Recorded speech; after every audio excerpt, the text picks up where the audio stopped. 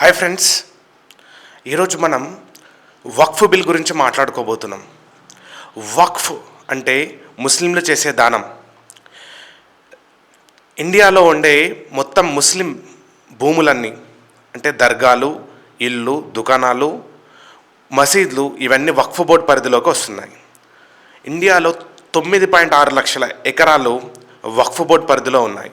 అవి కూడా చట్ట పరిధిలో లేవు. వీటన్నిటిని చట్ట పరిధిలోకి తీసుకురావడానికి కేంద్ర ప్రభుత్వం వక్ఫ్ సవరణ బిల్లును తీసుకొని వచ్చింది. ఈ వక్ఫ్ సవరణ బిల్ ప్రకారం వక్ఫ్ బోర్డులో ముస్లింలతో పాటు ముస్లిం మహిళలు కూడా ఉండాలి. అది కూడా ఇద్దరికి స్థానం కల్పించాలి.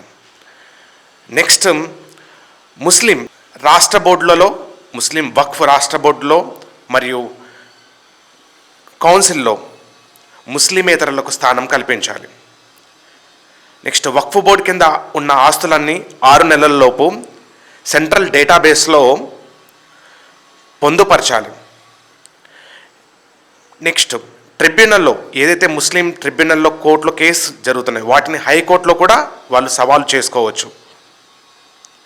నెక్స్ట్, ముస్లిమేతరులకి ముస్లిం ట్రిబ్యునల్లో జిల్లా జడ్జితో పాటు రాష్ట్ర ఉన్నతాధికారులు కూడా ఉంటారు. వాళ్ళ యొక్క వక్ఫ్ బోర్డులో రాష్ట్ర బోర్డులో కానీ దాంట్లో స్థానం కల్పించాలి.